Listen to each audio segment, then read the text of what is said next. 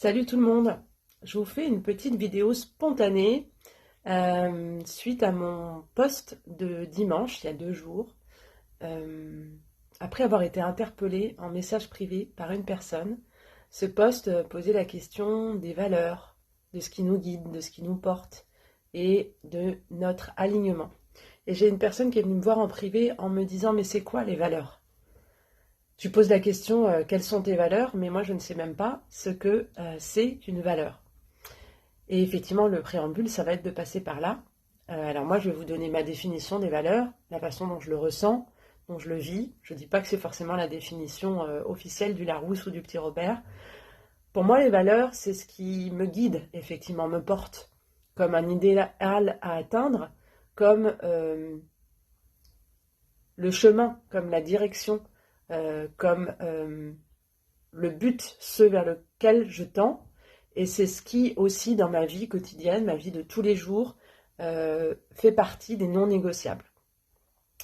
Par exemple, dans mes valeurs les plus profondes, celles auxquelles je suis particulièrement attachée, on va retrouver la justice, qui est une valeur très fortement ancrée en moi depuis très longtemps, depuis l'enfance probablement.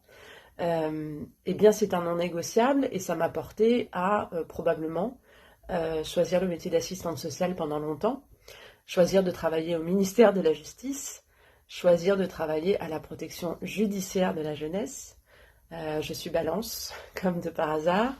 Et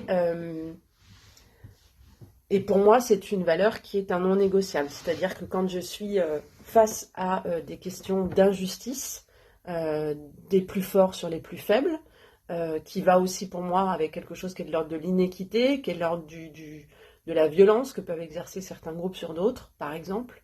Ça peut m'emmener loin, en fait, dans les émotions, et ça peut m'amener à me battre, pas physiquement, mais à me battre, et pour cette valeur, pour que cette valeur puisse prendre le dessus sur, justement, l'injustice, l'inéquité, etc., etc.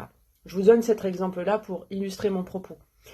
Ça va être très important justement de faire ce point personnel et de faire ce travail intérieur de rendez-vous avec soi-même pour se poser la question de quelles sont nos valeurs, ceux auxquels on est le plus attaché, ce qui constitue des non négociables pour nous, pour voir aussi dans notre vie à quel endroit elles s'expriment, à quels endroits elles s'expriment et à quels endroits elles ne s'expriment pas.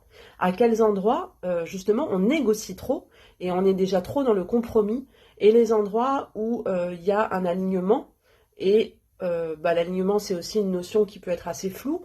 Pour moi, c'est quelque chose qui est concordant au niveau de la pensée, des actions et des mots, M-O-T-S. Je pense des choses que je produis dans mon quotidien en action et que je dis. Je ne dis pas quelque chose que je ne pense pas, je ne fais pas quelque chose que je ne dis pas, etc., etc.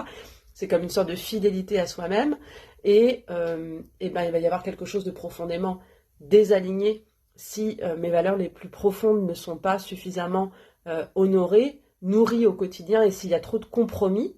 Et au contraire, si on s'attache à pouvoir les honorer, à pouvoir leur faire beaucoup de place dans nos vies, personnelles, professionnelles, dans nos relations sociales, affectives, etc., etc., eh bien, il va y avoir le sentiment d'être beaucoup plus aligné et d'être beaucoup plus en cohérence, en fait, de former un tout.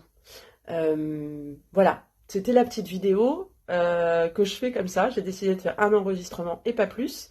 Donc, bon, j'espère en être contente si je la revois. J'espère qu'elle vous parle.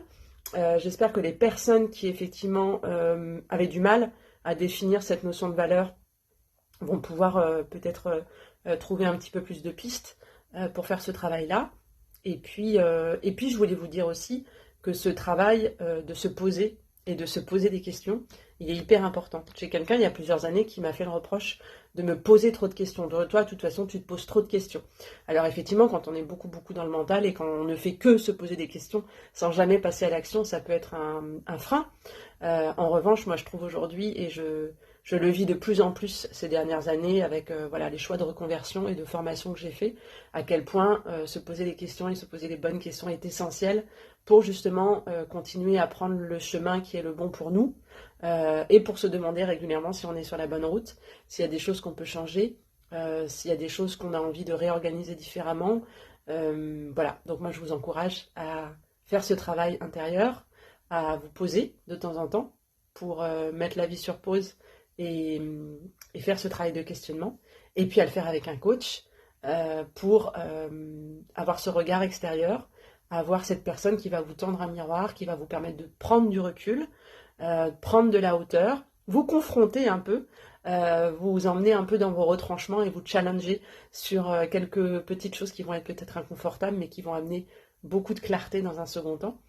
Voilà. Je vous embrasse, prenez soin de vous. Ciao.